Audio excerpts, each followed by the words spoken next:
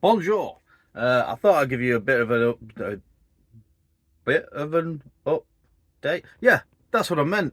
About work and stuff like that. I'm actually just about to grind the hull out. This week's video coming up is already up on Patreon. It's basically what I'm going to do is be asking you guys for your opinion on the work that I'm doing and any help and advice that you can give me because a fly. I don't know if I'm going to cock everything up. But that's another thing. I start work tomorrow at 10 a.m. So I'm gonna have to fit the boat work in where I can. There was one big important thing. Oh, side quests.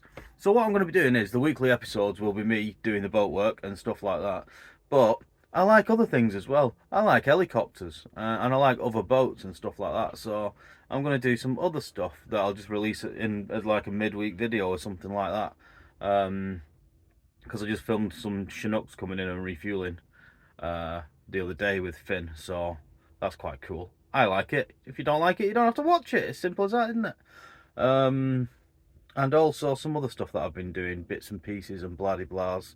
Went sailing yesterday on Jack's boat with Jack and Dave. And had dolphins playing all around the bow and stuff, so I might release that as a bit of a video.